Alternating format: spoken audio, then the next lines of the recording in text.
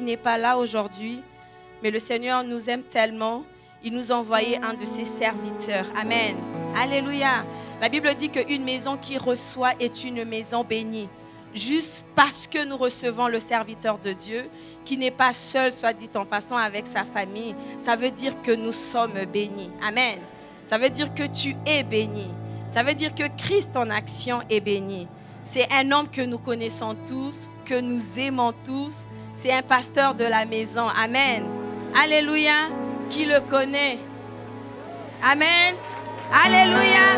Donc je vais vous demander s'il vous plaît à vous lever, à m'aider à recevoir cet homme de Dieu que nous apprécions, le pasteur Joël Smith. Amen. Pasteur, nous sommes dans la joie de vous avoir. Alléluia. Nous sommes vraiment dans la joie. Chaque fois que vous passez ici, j'ai toujours été bénie. Et je pense que le Seigneur a disposé une part pour moi et pour toute son Église. Amen. Alléluia.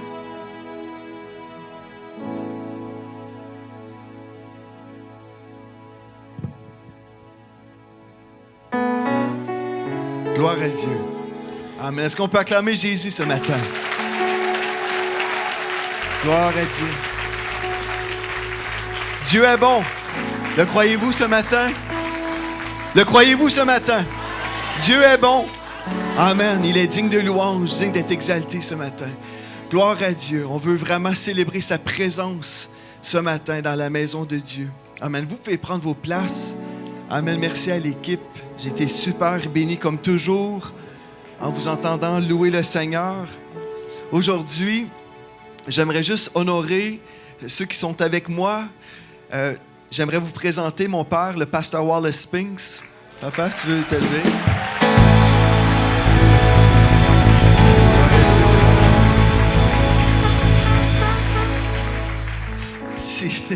Si je prêche la parole de Dieu, c'est à cause de lui. Mon père a toujours été un modèle pour moi. Il m'a élevé dans les voies de Dieu.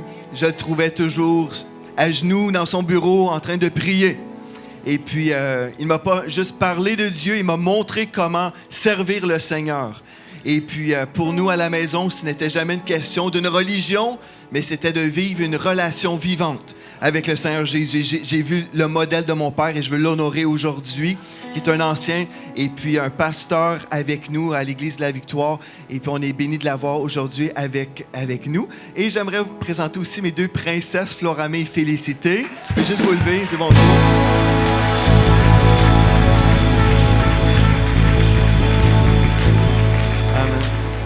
Je sais que mes filles n'aiment pas être sous les lumières, là, mais je vais quand même les honorer. Mon épouse Mathilde, ce matin, ne pouvait pas être avec nous. Elle conduit la louange ce matin à Granby. Pasteur Jérémy Saudril apporte la parole de Dieu. Gloire à Dieu, on travaille dans la famille de Dieu ensemble. Amen. Et Pasteur Fofi, lui, comme vous savez, est à l'extérieur. Mais heureusement, le Seigneur Jésus est au rendez-vous.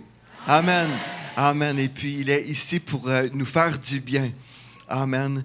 Donc, on va juste aller dans la parole de Dieu ensemble. Avez-vous vos épées avec vous? Amen. Est-ce que vos épées sont tranchantes? Amen. Vos épées vont changer vos vies aujourd'hui. Amen. Parce que la présence de Dieu va vous accorder des rémas pour votre propre vie.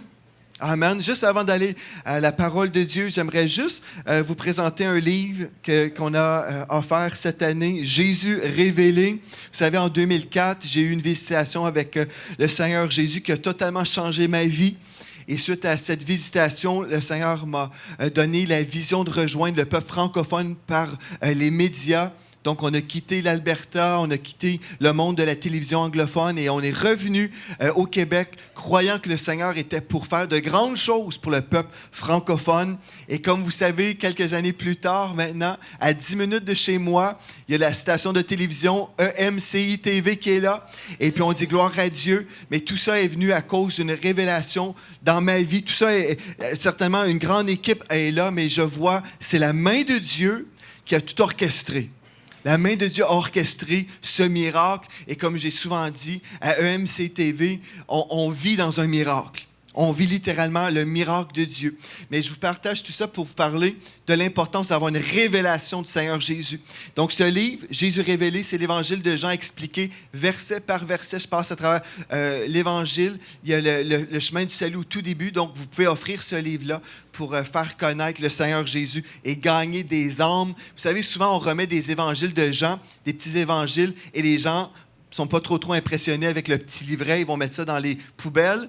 Et c'est pas ça qu'on veut. On veut que les gens puissent connaître le Seigneur Jésus. Et même si ça fait 30 ans qu'on est chrétien, on lit ce livre-là et il y a des gens, même après 30 ans de vie chrétienne, ont reçu des révélations par rapport au Seigneur Jésus. Donc, si Jésus vous intéresse, je vous invite à aller à la table de livres à la toute fin. Il y en a juste quelques exemplaires ici. Les autres sont tous en Europe. Il nous reste, je pense, 13 exemplaires ici au Canada. Donc, pour ceux qui veulent, vous êtes les bienvenus. Amen. On va juste pencher nos têtes maintenant. On va remettre cette portion entre les mains de Dieu. Alléluia. Père éternel, on vient devant toi, Seigneur. On veut te remercier pour la présence du Saint-Esprit qui est ici. On te remercie, Seigneur Dieu, pour ta parole qui change encore des vies.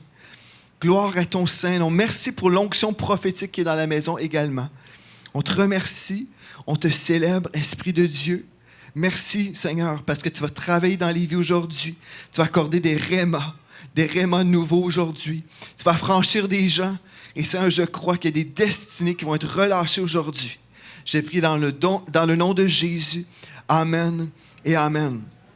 Gloire à Dieu. Venez avec moi dans Jérémie chapitre 29 et au verset 11. Jérémie 29, 11. Vous connaissez bien ce texte. Plusieurs d'entre vous le connaissez par cœur.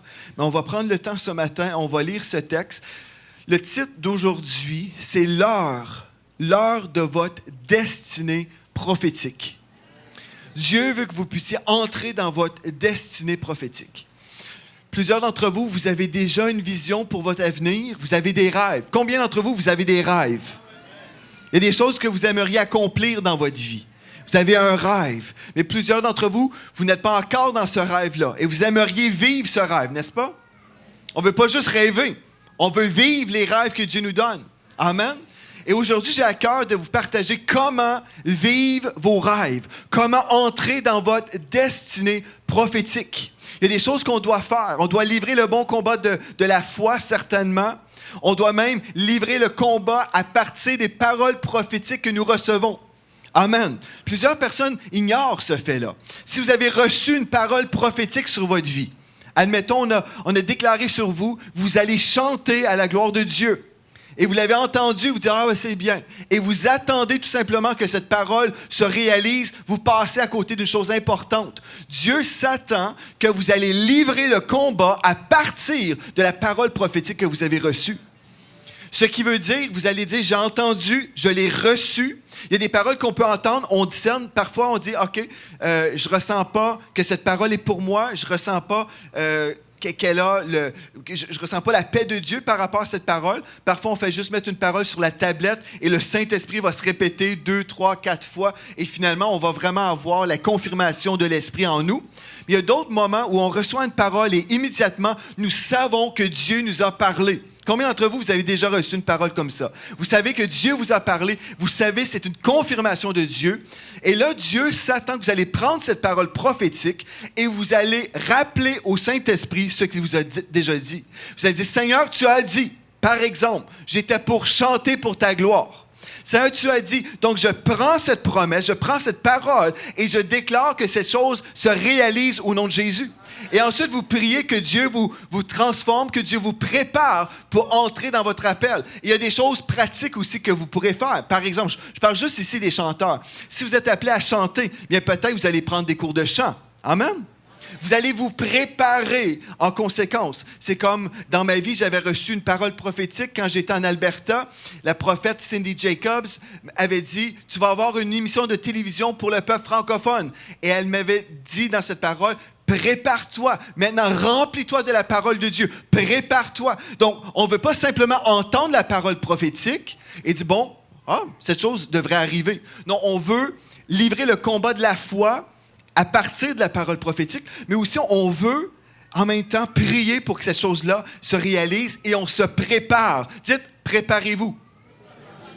Amen. Êtes-vous réveillés ce matin? Amen. Donc, vous voulez vous préparer parce que Dieu a besoin d'un peuple nombreux, des hommes et des femmes de foi qui vont répondre à l'appel de Dieu. Dieu ne veut pas simplement donner des paroles prophétiques pour qu'on soit béni pendant quelques instants dans une réunion et on dit « Ah, wow, j'ai une parole prophétique. » Non, Dieu veut au-delà d'une parole. Il veut la manifestation, l'accomplissement de cette parole dans vos vies. Amen. Dieu veut que vous puissiez entrer dans votre destinée. On a besoin d'un peuple francophone engagé dans les voies de Dieu qui vont vraiment faire l'œuvre de Dieu. Amen. Dieu a besoin de vous, frères et sœurs. Amen. Dieu n'a pas simplement besoin de certains prédicateurs. Dieu a besoin d'une armée qui va se lever vraiment pour glorifier le nom du Seigneur. Et comme j'étais en train de louer le Seigneur dans cette maison, à chaque fois que je viens ici, toutes les fois, je suis béni dans l'onction. C'est une maison bénie de Dieu ici. J'aimerais vous dire, vous ne réalisez pas, vous êtes bénis. Vous êtes bénis. Quelle onction! Il y a une onction merveilleuse dans cette maison. Et le Saint-Esprit me disait de vous dire, vous êtes précieux pour lui. Je ne sais pas si vous réalisez, vous êtes un peuple précieux pour le Seigneur. Amen. Vous êtes précieux pour Dieu. Et comme on est en train de louer le Seigneur, j'ai eu une vision et c'était juste comme un courant d'eau qui se levait comme ça. Et j'ai vu dans cette rivière ou cette fontaine d'eau, il y avait plein de bijoux. Vous savez, c'était comme, elle venait de la terre, mais il y avait plein de bijoux. Et ce que ceci me disait, il y a des trésors dans cette maison, dans l'onction de Dieu. Il y a des trésors pour vous dans cette maison. Vous savez, les gens voyageaient beaucoup. Les gens voyageaient beaucoup pour trouver de l'or. Et puis, ils se déplaçaient. Et j'aimerais vous dire, si vous êtes intelligent, vous allez vous déplacer pour venir recevoir de l'onction de Dieu qui est dans la maison. Amen. Gloire à Dieu. Il y a des trésors en réserve pour vous dans l'onction de Dieu dans cette maison. Mais aujourd'hui, on va parler que c'est l'heure aujourd'hui pour vous d'entrer dans votre destinée prophétique. Amen. Dans Jérémie 29, verset 11, il est écrit « Car je connais les projets que j'ai formés sur vous, dit l'Éternel, projets de paix et non de malheur, afin de vous donner un avenir et de l'espérance. » Ensuite, remarquez, il est écrit « Vous m'invoquerez et vous partirez, vous me prierez et je vous exaucerai. » Ensuite, au verset 13, « Vous me chercherez et vous me trouverez si vous me cherchez de tout votre cœur. » Remarquez, vous me chercherez et vous me trouverez si, dites si vous me cherchez de tout votre cœur. Votre destinée ne vous tombera pas sur la tête. Votre destinée ne tombera pas comme ça. Il n'y a personne qui va venir frapper à votre porte à la maison pour dire « Bonjour, je suis un homme de livraison, je m'en viens vous livrer votre destinée. » Non, vous allez chercher Dieu et vous allez chercher Dieu de tout votre cœur et vous entrerez dans les projets que Dieu en réserve pour vous. Certains d'entre vous, vous avez des rêves et vous n'osez pas croire que ces rêves vont se réaliser parce que vous imaginez que ces rêves sont charnels. Et peut-être vous avez des rêves charnels. Si, madame, vous souhaitez avoir le mari de votre ami, admettons, vous dites « Ah, celui-là, j'aimerais bien l'avoir, mais il faudrait qu'il se divorce pour que je puisse l'avoir. » Ça, c'est un rêve charnel. Dieu ne veut pas ce rêve. Dieu ne veut pas l'accomplissement de ce rêve parce que ce rêve ne vient pas de Dieu. Et là, vous allez dire « Mais comment savoir si mon rêve vient de Dieu? » Mais si vous cherchez premièrement le royaume de Dieu et sa justice et toutes ces autres choses vous seront rajoutées. Dieu va vous donner ce que votre cœur désire si vous avez le cœur de Dieu. Si vous marchez dans l'intégrité dans votre vie, vous cherchez Dieu de tout votre cœur, bien Dieu va changer votre cœur et les choses charnelles vont disparaître et les choses de Dieu seront déposées en vous. Amen. Donc, vous pouvez savoir, si vous êtes une personne engagée avec Dieu, si vous êtes en amour avec Jésus, votre cœur va vibrer avec le cœur de Dieu. Vos projets vont venir de Dieu. Vous savez, cette chose-là, ce rêve, et je sais en même temps que les dons et les talents viennent de Dieu, n'est-ce pas? Donc, si Dieu vous a donné un don ou un talent et vous avez un rêve, bien comprenez ceci. On va aller ensemble dans la parole de Dieu, dans le psaume 37 et le verset 4. Et j'étais content quand j'ai entendu la sœur citer ce verset parce que c'était le sceau de Dieu, encore une fois, qui disait « Voici le message pour chacun d'entre vous aujourd'hui. » Le psaume 37 et au verset 4, il est écrit « Fais de l'Éternel tes délices et il te donnera ce que ton cœur désire. » Mais il y a plusieurs chrétiens qui s'imaginent « Ah non, cette chose-là est trop glorieuse, c'est impossible que cette chose-là vienne de Dieu. » Je dois être charnel. Oh non, je dois être attiré vers les choses humbles Et amen, on devrait être attiré vers les choses humbles. Mais si on est attiré vers les choses humbles, Dieu a dit, si on s'humilie, Dieu va nous élever au temps convenable. Amen. Pourquoi il est écrit, il va nous élever au temps convenable? C'est parce qu'il y a une saison de percée. Il y a une saison où Dieu veut vous élever parce que Dieu a besoin d'avoir des personnes visibles dans notre monde qui vont rayonner la gloire de Dieu pour attirer des hommes vers lui. Amen. Mais Dieu, certainement, veut qu'on puisse avoir cette attitude en marchant dans l'humilité, mais si vous laissez Dieu vous promouvoir, vous verrez, vous irez à un autre niveau dans votre vie. Donc, ne rejetez pas les rêves que vous avez, pensant, « Oh non, c'est trop glorieux. » Non, vous savez, nous servons le roi des rois. Nous servons le roi des rois, le créateur du ciel et de la terre. Notre Dieu est glorieux. Donc, les rêves et les mandats sont glorieux. Amen. Amen. Dieu a de grands projets pour cette terre. Il veut qu'une grande foule vienne au Seigneur Jésus. Donc, il a besoin des personnes glorieuses qui marchent dans des projets glorieux pour faire connaître son nom. Donc, on ne doit pas se mépriser et on ne doit pas dire « Ah non, ce rêve ne peut pas venir de Dieu ». Accepter les rêves qui viennent de Dieu et livrer le bon combat pour entrer dans ces rêves-là. Je vais relire le texte. « Fais de l'Éternel tes délices. » Avez-vous déjà mangé quelque chose de délicieux? Amen. « Et il te donnera ce que ton cœur désire. » Ou dans la version Martin, il est écrit « Prends ton plaisir en l'Éternel et il t'accordera les demandes de ton cœur. » Une autre façon. Moi, quand j'étais petit, vous savez, j'ai été élevé chrétiennement et j'ai été inculqué dans les voies de Dieu. J'ai servi Dieu. J'allais à l'église depuis la première réunion de mon existence. En fait, le premier dimanche sur cette terre, j'étais dans le ventre de ma mère. Ma mère a accouché de moi. Et le dimanche suivant, j'étais à l'église. Et toute ma vie, j'étais à l'église. Mais c'est pas parce qu'on va à l'église qu'on est forcément un chrétien. C'est pas parce qu'on va chez McDonald's qu'on est un Big Mac. Hein? On devient chrétien parce qu'on prend une décision. Et quand j'avais 4 ans, j'ai donné ma vie à Jésus. Et j'ai dit, je veux servir Dieu toute ma vie.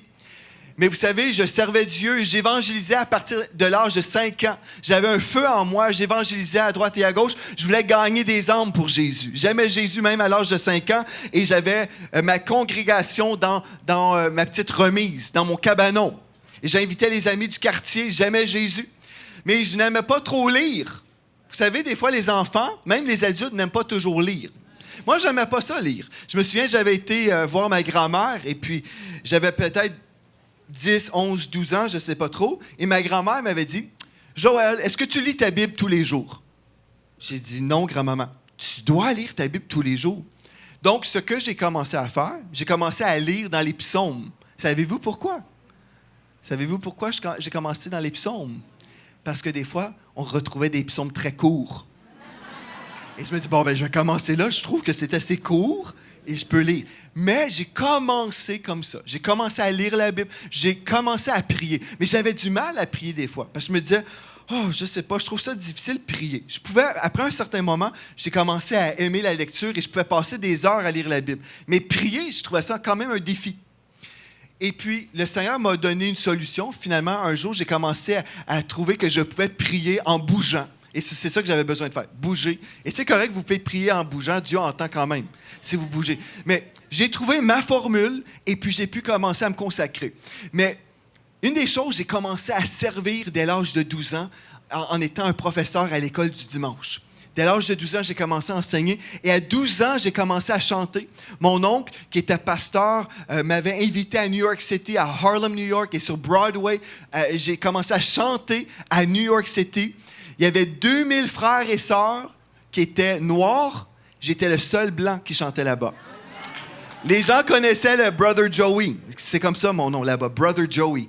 Les gens me connaissaient. C'était très facile de me distinguer. J'étais le seul blanc. Mais comme vous savez, j'ai été élevé dans cette association d'église. Et puis j'aimais Jésus et je chantais de tout mon cœur.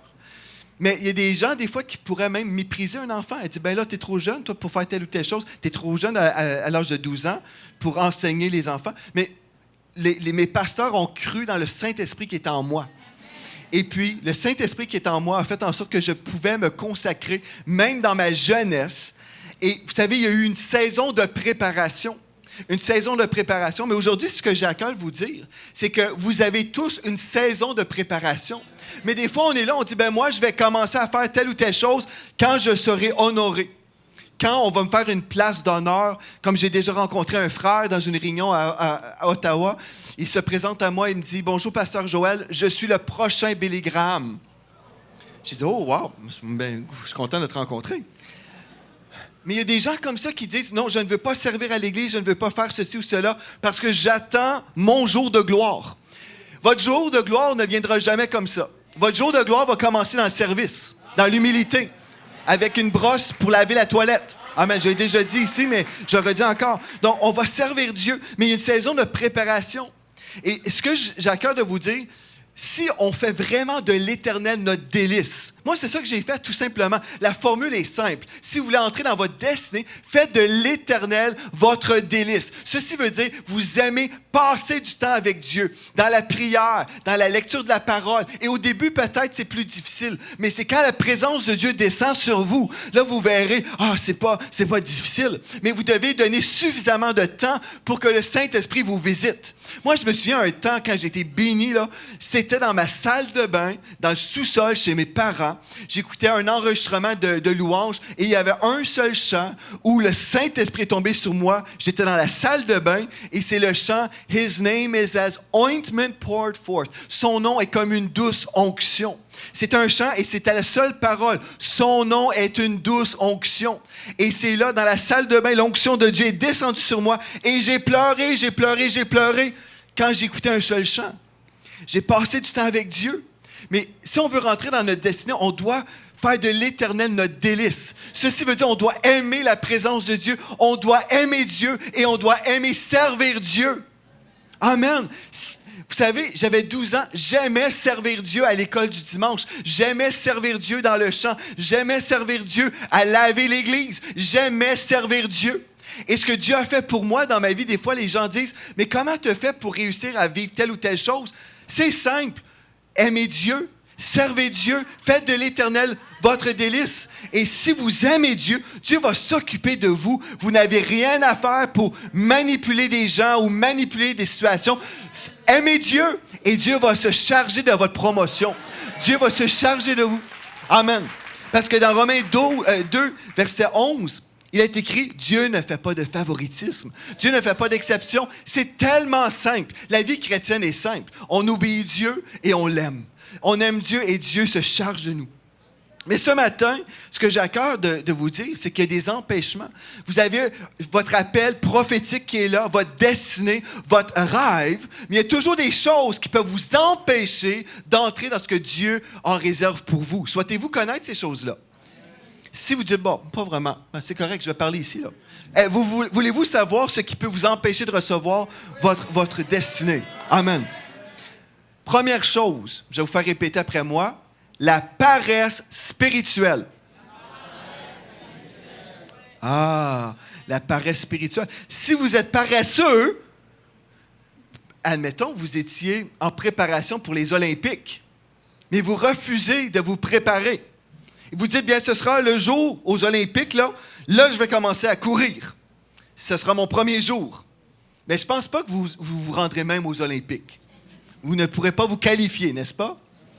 Il y a des gens comme ça qui ont un rêve. Oh, j'aimerais ça avoir une médaille aux Olympiques. J'aimerais ça. Ah oui, je me vois. Mais si vous refusez de vous lever de votre fauteuil de confort, bien, je peux vous prophétiser, vous ne serez jamais aux Olympiques.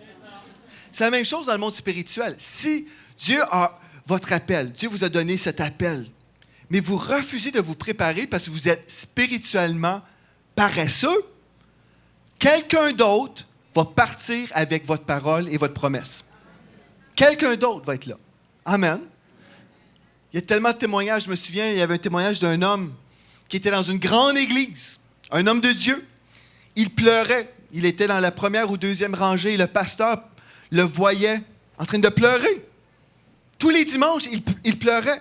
Et au tout début, le pasteur qui prêchait s'imaginait que le frère qui était assis là, s'imaginait que ce frère-là était ému par le Saint-Esprit. Mais après un certain moment, il voyait le frère pleurer tous les dimanches, il pleurait constamment.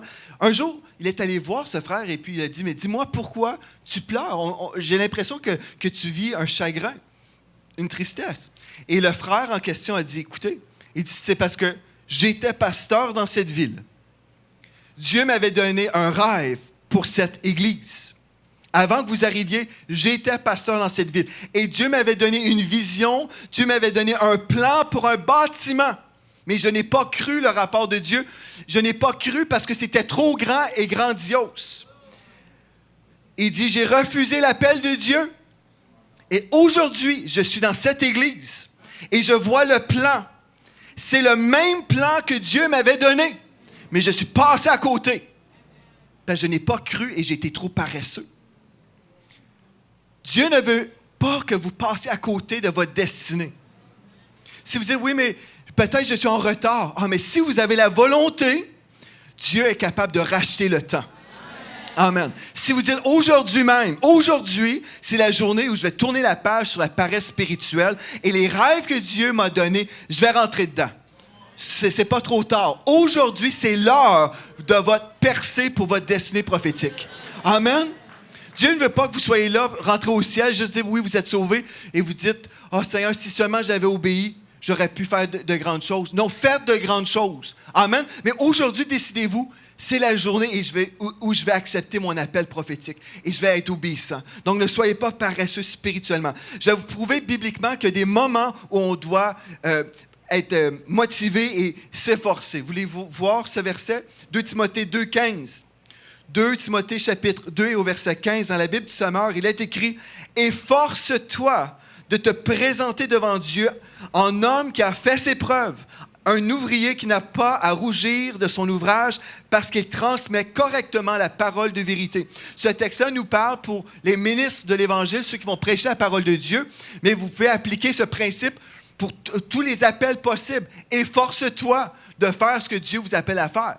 Efforce-toi. Ceci veut dire que vous allez mettre un peu d'énergie en répondant à l'appel de Dieu. Efforce-toi. Donc, s'il y a des forces à faire ou à donner, bien, vous allez le faire pour le Seigneur, sachant que quand je suis faible, c'est alors que je suis fort, parce que vous ne dépendez pas de votre propre force personnelle, vous dépendez de la force qui vient de Dieu, du Saint-Esprit. Amen. Donc, on ne parle pas ici des forces humaines, mais on parle d'une volonté qui s'accorde avec la volonté de Dieu. L'onction de Dieu vient et l'on peut accomplir des grandes choses au nom de Dieu par le Saint-Esprit.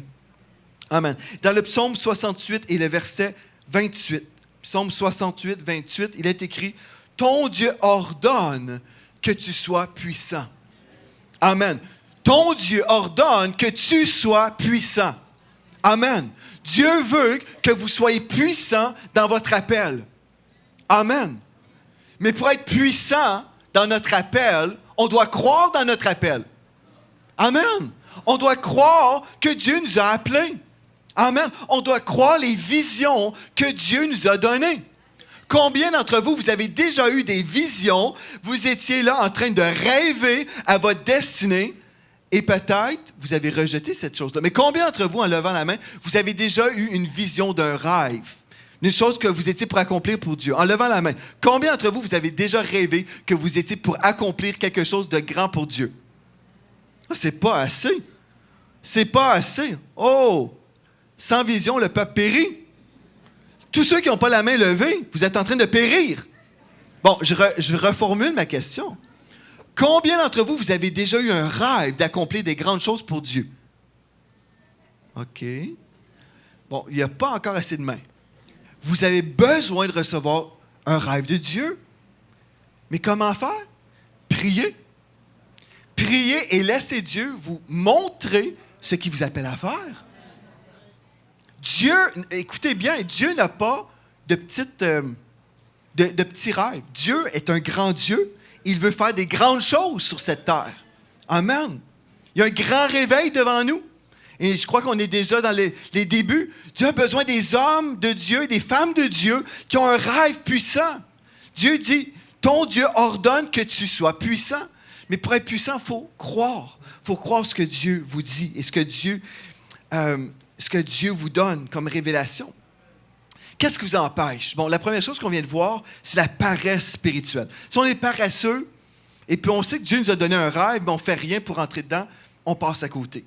Mais aujourd'hui, on va décider, on ne sera pas paresseux. Amen? Amen. Deuxième chose, une mauvaise gestion de nos jours sur la terre.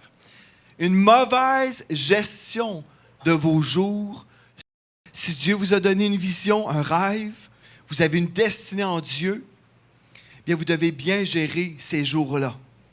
Dans le psaume 144 et au verset 4, il est écrit « L'homme est semblable à un souffle. Ses jours sont comme l'ombre qui passe. » L'ombre qui passe. L'ombre passe rapidement, n'est-ce pas? Dans Jacques 4, 14, il est écrit « Qu'est-ce que votre vie? Vous êtes une vapeur qui paraît pour un peu de temps. » Dites « peu de temps. » Dites-le avec conviction. « Peu de temps. » Et qui ensuite disparaît. Vous êtes ici pour peu de temps, frères et sœurs. Vous êtes ici pour peu de temps, frères et sœurs. Et ensuite, vous allez disparaître, à moins que l'enlèvement ait lieu. Vous avez une seule vie. Vous ne devez pas la dépenser. Vous devez l'investir pour le royaume de Dieu. Vous devez investir vos jours pour le royaume de Dieu. Parce que quand vous travaillez pour le royaume de Dieu, votre salaire est éternel. Vous savez, des fois, les gens, on a tellement une vision terrestre, une vision terre à terre. On met nos priorités dans un salaire. Vous travaillez, je ne sais pas trop, dans un commerce ou une boîte, vous recevez votre paye, vous recevez un salaire et vous dites, bon, c'est merveilleux, je vais m'acheter, je ne sais pas, un set de patio cet été. Bon, c'est correct d'avoir un set de patio. Je vais m'acheter une maison, je vais m'acheter ceci, cela. Mais j'aimerais vous annoncer, vous accorder une grande révélation ce matin. Le jour où vous mourrez, vous n'apporterez pas votre set de patio avec vous. Vous allez laisser votre set de patio là. Ah ben, je vais me faire creuser une belle piscine. Allez-y, pas de problème. Mais votre piscine va rester ici le jour où on va vous enterrer. Vous devez investir votre vie et ne pas passer à côté de votre vie. On est là, on s'imagine qu'on a tellement d'années devant nous et j'espère pour vous, gloire à Dieu, 120 ans au moins. Je vous souhaite 120 ans, que Dieu vous donne 120 ans. Amen. Amen. Mais vivez chaque jour comme étant une journée importante où le Saint-Esprit vous appelle à répondre à son appel. Ne perdez pas votre vie dans des choses inutiles. Ne vivez pas simplement pour un salaire. Il y a des gens, savez-vous, qui ont déménagé de ville pour venir dans notre église. Ils ont déménagé, ils ont fait 2-3 heures de route et puis ils ont quitté parce qu'ils savaient que Dieu les appelait à une telle place. Mais il y a des gens qui changent d'église pour avoir un travail. Il y a des gens qui changent d'église pour avoir un travail. Mais quand on comprend que notre destinée est rattachée à notre église locale, ou là où Dieu nous appelle, on va où Dieu nous appelle et la provision de Dieu sera là. Gloire à Dieu. C'est important, ça. Parce qu'on ne vit pas juste pour un salaire. Si vous vivez pour un salaire, je suis triste pour vous. Vivre pour de l'argent, c'est un mauvais maître. Vraiment, vivre pour de l'argent. On ne vit pas pour gagner notre pain. Mon pain a déjà été gagné. Christ m'a déjà béni. Je suis béni en Christ. Amen. Si on travaille comme on dit, à la sueur de notre front, ça c'était Adam. Mais j'ai été racheté de la malédiction. Aujourd'hui, je ne travaille pas pour gagner mon pain, je travaille pour Dieu. Vous êtes censés travailler pour Dieu. Mais vous allez dire, oui, mais on ne peut pas tous être pasteurs. C'est correct, ça. On n'est pas tous appelés à être pasteurs. Mais si vous travaillez dans une boîte, vous travaillez dans cette boîte-là parce que Dieu vous a dit de travailler dans cette boîte. Et vous travaillez pour Dieu dans cette boîte pour briller pour Jésus. Amen. C'est important. Vous devez avoir la révélation que ce que je fais aujourd'hui, c'est parce que Dieu m'appelle à vivre cette chose-là. Si vous dites, ben non, c'est peut-être pas la volonté de Dieu, bien cherchez Dieu. Mettez-vous à genoux, cherchez Dieu. Dites, Seigneur, est-ce que je me trompe? Est-ce que je gaspille ma vie dans cette chose? Ne gaspillez pas vos jours. Votre vie est précieuse pour Dieu. Votre vie est précieuse pour Dieu, frères et sœurs. Donc, vous devez l'investir pour le royaume de Dieu. Amen. Si vous dites, oui, mais j'ai passé tant d'années à faire ceci, cela, j'ai gaspillé mon temps peut-être. Dieu vous a encore accordé le souffle de vie aujourd'hui. Amen. Vous pouvez vous décider pour Dieu aujourd'hui. Vous pouvez décider aujourd'hui, là, j'accepte l'appel de Dieu sur ma vie. J'accepte vraiment, à partir d'aujourd'hui, À partir d'aujourd'hui, je veux vraiment entrer dans mon appel. Amen. Donc, la mauvaise gestion de nos jours sur temps. La Bible nous dit dans Éphésiens 5, 16, « Rachetez le temps. Rachetez le temps, car les jours sont mauvais. » Établissons de bonnes priorités, frères et sœurs. Mais vous savez, afin de trouver ces priorités-là, vous devez vous mettre à part et chercher Dieu. Et dire, « Seigneur, parle-moi. Montre-moi ce que je dois faire. Parle-moi, Seigneur. Révèle ta volonté pour ma vie. » Des fois, on est tellement occupé à faire des choses qui sont inutiles. Occupés à courir comme des fous. Occupés à perdre notre temps. Occupés dans notre société. Les gens sont toujours occupés et n'accomplissent rien pour Dieu. Non, mais c'est vrai. On est tellement occupés. Ah, je dois faire tel rendez-vous, tel... Attendez, cherchez Dieu. Cherchez Dieu. On cherche Dieu. Et là, peut-être, vos occupations vont disparaître. Et Dieu va dire, écoute, tu fais tout ça, là? Je ne t'ai jamais appelé à faire ça. Certains d'entre vous, vous êtes occupés à faire des choses inutiles. Occupés. Des distractions. Vous avez plein de distractions. Arrêtez-vous, cherchez Dieu et dites, Seigneur, est-ce que tu veux que je fasse ceci?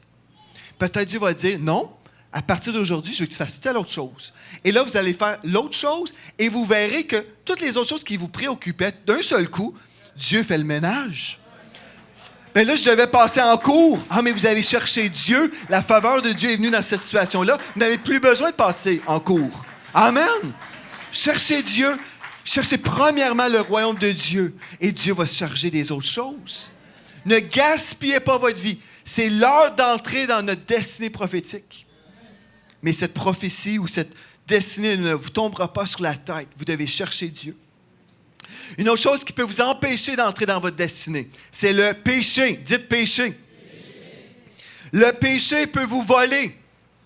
Le péché peut vous voler non seulement de votre destinée, mais votre vie, même aujourd'hui. Certaines personnes vont mourir avant leur temps à cause de ça. Dans Hébreux 11, versets 24 et 25. Écoutez bien, je vais vous lire ce texte. Il est écrit, c'est par la foi que Moïse, devenu grand, refusa d'être appelé fils de la fille de Pharaon, refusait la gloire de ce monde et l'argent et tout ça, aimant mieux être maltraité avec le peuple de Dieu que d'avoir pour un temps la jouissance du péché. Il y a des gens stupides dans notre monde. Il y a des gens stupides dans nos églises qui sont là, ils vont tolérer le péché dans leur vie, disant, bien, ça me procure une jouissance. Ça me procure un plaisir. Mais ils sont en route vers l'enfer. Non, mais moi, je vais à l'église, Christ en action, donc je m'en vais au ciel. Faux! Faux! Amen? C'est pas parce que vous franchissez cette porte que vous allez franchir la porte du ciel. Amen. Vous devez avoir un cœur pur devant Dieu. C'est ceux qui ont le cœur pur qui verront Dieu. Donc, on est là, on dit, ben là, je vis ma vie de péché parce que j'ai un certain plaisir. Imaginez, échanger quelque temps de plaisir, entre guillemets, pour passer l'éternité à brûler en enfer. C'est stupide. C'est stupide, ça, comme échange. Non, mais pensez-y. Des fois, on voit les artistes. Moi, ça m'attriste. Plusieurs artistes chrétiens. Vous entendez les noms. Les grandes vedettes de ce monde. Plusieurs d'entre eux ont été élevés dans l'Église. Plusieurs artistes célèbres qui chantent. Des femmes dévêtues sont là, comme des femmes de rue qui travaillent sur la rue. C'est honteux. Mais pourtant, ces femmes-là ont été élevées dans les voies de Dieu à l'Église. Et Satan est venu prendre les trésors de Dieu. Il dit, cette personne-là chante bien, on va l'attirer. On va l'attirer et cette personne se retrouve célèbre. Mais pour combien de temps? Pour combien de temps? Il va passer à côté. On dit même si cette personne vivait 120 ans. 120 ans, c'est rien comparativement à l'éternité dans les flammes de feu. Soyons intelligents. Moi, j'aime le témoignage de Shirley Caesar. Combien d'entre vous connaissez Shirley Caesar? Vous ne connaissez pas Shirley Caesar? C'est la reine de la musique gospel. Shirley Caesar, c'est une grande femme de Dieu. Et puis, cette femme a été, pas tentée, mais on a essayé de la tenter avec de l'argent à l'époque, dans les années 60. On lui a dit, écoutez, vous chantez très, très bien, madame. On aimerait vous faire signer un contrat de disque pour chanter maintenant dans le monde. On va vous en disquer, on va faire des disques de vous partout dans le monde. Et puis Shirley Caesar a dit, il n'y a pas de problème, je vais signer votre contrat. Ils ont dit, il y a juste une chose, madame, vous devez chanter le rock and roll. au lieu de chanter du gospel.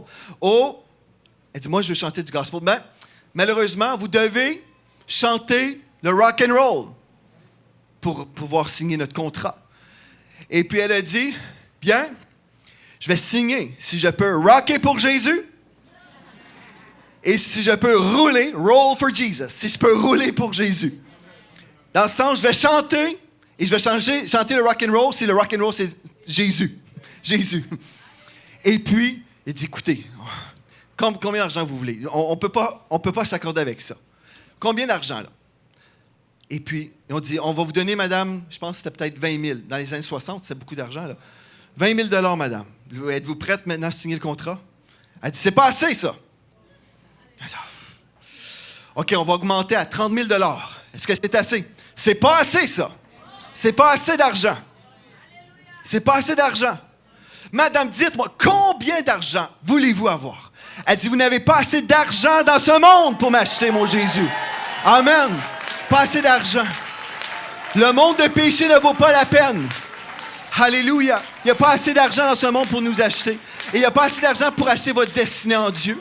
Ne laissez pas le plaisir du péché vous acheter pendant quelque temps. Mais c'est juste quelque temps.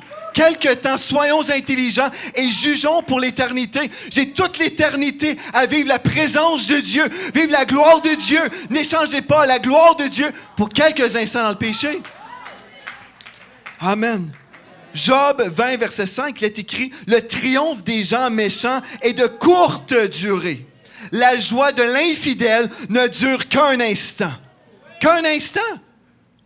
Ne soyons pas stupides, frères et sœurs. Alléluia. Une autre chose qui peut vous voler votre destinée.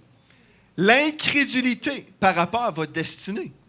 Vous vous disqualifiez. Vous dites, oh non, c'est impossible. Pas avec moi. C'est impossible. Dans 2 Timothée, chapitre 1, au verset 7, la Bible nous dit, ce n'est pas un esprit de timidité que Dieu nous a donné, mais un esprit de force, d'amour et de sagesse. Dans la Bible du Sommeur, le même texte nous dit, Dieu nous a donné un esprit qui, loin de faire de nous des lâches, nous rend forts, aimants et réfléchis. Vous n'avez pas été créés pour être des lâches. Amen. Dieu n'a pas créé des lâches qui vont dire « Non, pas pour moi, je suis trop gêné, je ne peux pas faire ci, je ne peux pas faire ça. » Si Dieu vous a donné un don et un talent, Dieu s'attend que vous allez faire fructifier ce don-là. À la gloire de Dieu. Pas pour la gloire du diable. À la gloire de Dieu. Dieu vous a donné des dons et des talents. Vous devez croire que ce même Dieu qui vous a donné ce don va faire en sorte que ce don va être utilisé pour sa gloire. Amen. Donc, croyez dans votre destinée. J'essaie de finir bientôt, hein? Je dois finir bientôt. Alléluia. Une autre chose qui peut vous voler votre destinée. Les mauvais amis.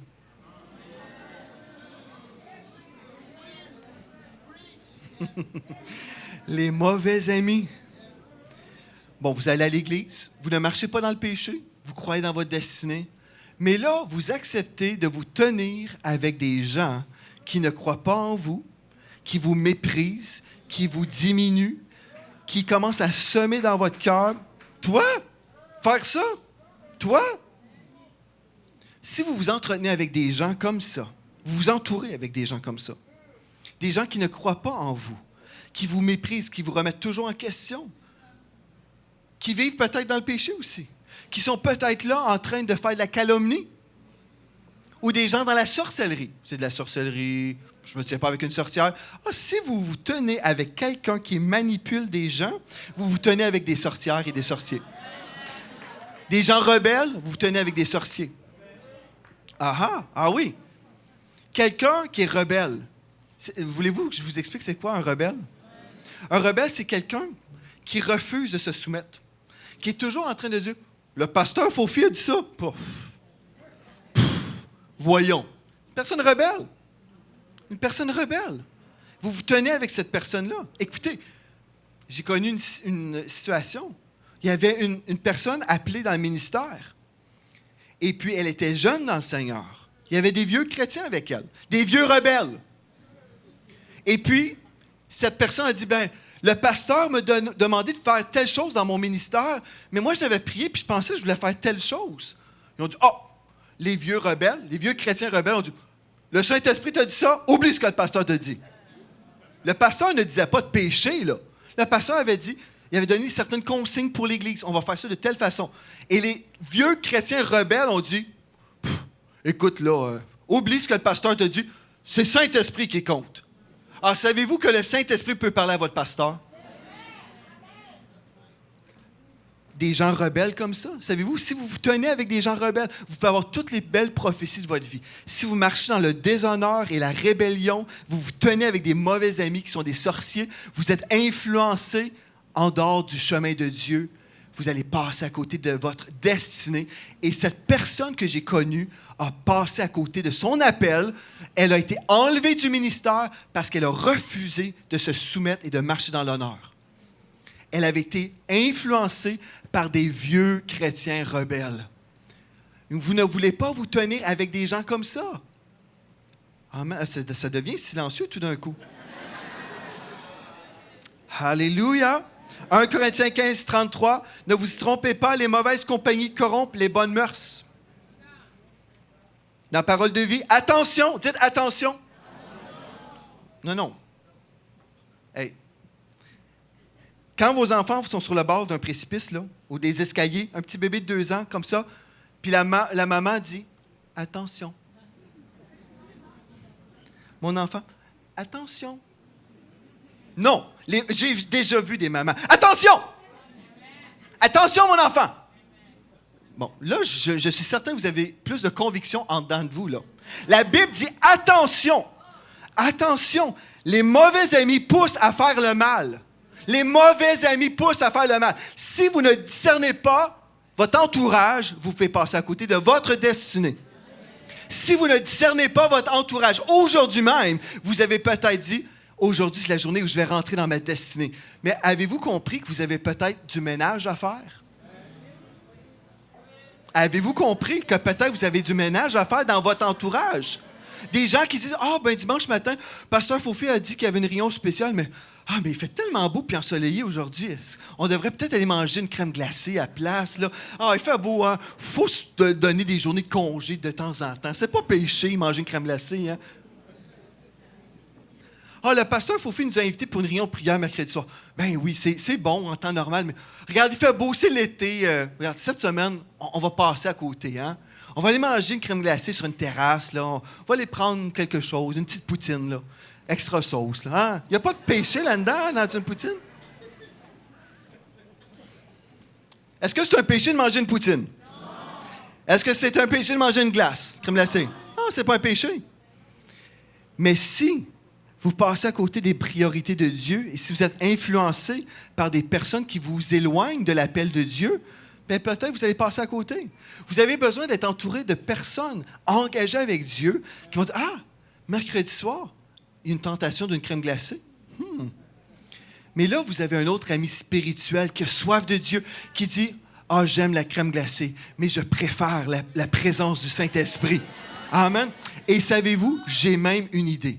On va aller ensemble à la réunion de prière, on va prier, et ensuite, on va manger une crème glacée.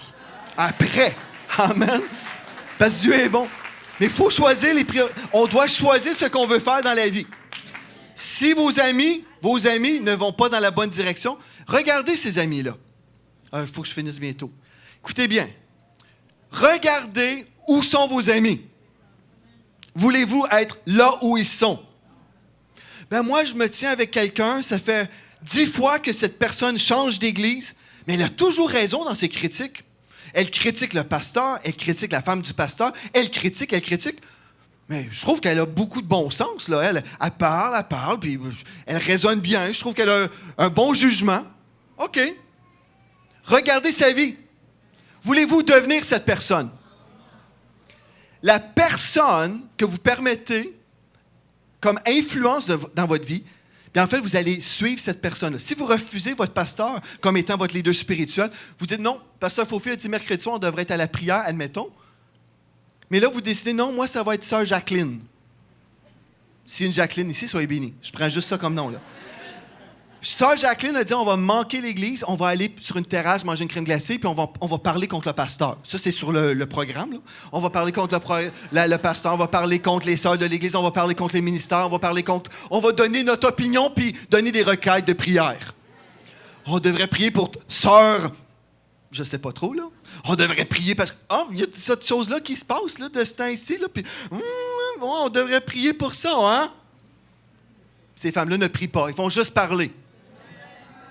Bon, bien, vous allez devenir comme cette sœur Jacqueline. Elle devient votre leader spirituel. Si vous êtes sœur Jacqueline, j'aime mieux prier. J'aime mieux venir à la réunion ce soir, mercredi soir. Et en passant, sœur Jacqueline, quand tu parles contre mon pasteur, j'aime pas ça. Tu marches dans le déshonneur, repens-toi. Vous voulez entrer dans votre destinée? Vous ne pouvez pas cracher sur vos autorités et rentrer et aller plus loin. Impossible. C'est une loi spirituelle. C'est une loi spirituelle. Si vous honorez Dieu, vous allez honorer ses représentants. Vous allez les honorer, marcher dans l'autorité, dans la soumission, sous l'autorité. Et vous savez, quand vous faites des choses comme ça, en autant que c'est biblique, certainement, on veut toujours honorer les autorités bibliques. Ici, je ne parle pas de mauvaises autorités. On parle des autorités bibliques qui vont honorer Dieu. Quand vous allez faire ça, Dieu voit votre cœur et Dieu va toujours vous promouvoir. Amen. C'est une chose importante. On veut tous entrer dans notre destinée. Le texte que j'ai lu au tout début, le psaume 37, verset 4, « Fais de l'Éternel tes délices, il te donnera ce que ton cœur désire. » Vous pouvez aller dans la rue et demander aux gens, « Avez-vous des désirs dans votre cœur? » Les gens vont dire, « Oui, j'ai un désir dans mon cœur. » Quel est votre désir? « Avoir une grosse maison. » Ah bon. Tout le monde a des désirs. Tout le monde ils veulent avoir les désirs de leur cœur. Mais nous, les enfants de Dieu, nous avons la formule. Fais de l'Éternel tes délices, et il te donnera ce que ton cœur désire. On doit vivre une révolution en nous pour vraiment décider aujourd'hui, je vais faire de l'Éternel mes délices. Je vais aimer Dieu de tout mon cœur. Je vais me consacrer à Dieu. Je vais lire la parole. Je vais prier. Je vais servir mon Dieu. Je ne laisserai pas un esprit de lâcheté, de paresse me voler. Je ne gaspillerai pas ma vie avec des projets inutiles, mais je vais être consacré, je vais entendre la voix de Dieu pour recevoir sa direction. Et comme je vais faire ça, le Seigneur va me bénir, il va ouvrir les portes. J'ai vécu tellement de belles choses dans ma vie, des percées, mais tout ça, c'est à cause Dieu a fait le travail. Vous connaissez déjà des témoignages de ma vie, miracle après miracle, mais je n'ai rien fait pour que ces choses-là arrivent. C'était la main de Dieu. Et c'est pour ça que Dieu peut être glorifié. J'ai rien fait. J'ai juste obéi. On cherche Dieu, Seigneur, est-ce que tu veux que je fasse ceci ou cela? Dieu dit, fais-le. On le fait, Dieu bénit. Dieu veut augmenter la bénédiction dans votre vie. Ce que vous vivez en ce moment, c'est insuffisant. Ce n'est pas suffisant. Ne soyez pas satisfait avec votre situation présente. Ne soyez pas satisfait avec votre situation présente. Permettez au Seigneur de changer votre vie, vous augmenter. Je termine avec ceci. Vous savez, on n'a pas de difficulté non plus à voir des gens très, très prospères dans le monde musulman. Si on parle de l'Arabie saoudite et on parle des propriétaires de puits de pétrole, pensez-vous qu'ils sont pauvres? Non, ils ne sont pas pauvres. Ils sont très riches pour financer toutes sortes de choses. Mais pour l'enfant de Dieu, non, les chrétiens et nous, on doit être pauvres pour que les autres puissent financer les choses terribles. Non, peut-être Dieu veut augmenter votre situation financière pour financer le royaume de Dieu. Enlevez les limites. Permettez au Seigneur de vous bénir à tous les niveaux. Permettez au Seigneur, enlevez les traditions des hommes qui vous limitent. Entrez pleinement dans votre appel et dans votre destinée au nom de Jésus. Ce matin, ce que j'aimerais faire, c'est prier pour vous. Mais il y en a certains d'entre vous, vous ressentez l'appel de Dieu et vous voulez vivre une percée. Et ce que je vais faire, je vais prier pour vous. Je vais juste imposer les mains pour vous ce matin. J'aimerais ça inviter l'équipe de la louange, si on a encore le temps. Est-ce qu'on a le temps encore? J'aimerais ça prendre un temps, juste prier pour vous. et m'accorder pour votre destinée. Si certains d'entre vous, vous ressentez, j'ai l'appel de Dieu dans ma vie, mais je ressens ce matin que cette parole me parlait spécifiquement et je veux vraiment vivre une touche de Dieu pour aller à un autre niveau. Bien, je vais prier avec vous. Et mon père, le pasteur Wallace, va venir prier également.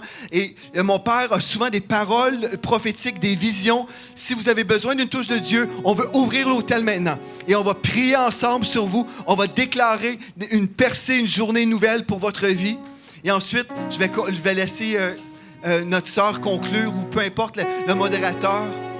Ce qu'on veut faire, c'est que vous puissiez aller à un autre niveau dans votre vie spirituelle et qu'aujourd'hui, vraiment, ça devienne votre journée pour entrer dans votre destinée prophétique. Amen. Gloire à Dieu. Alléluia.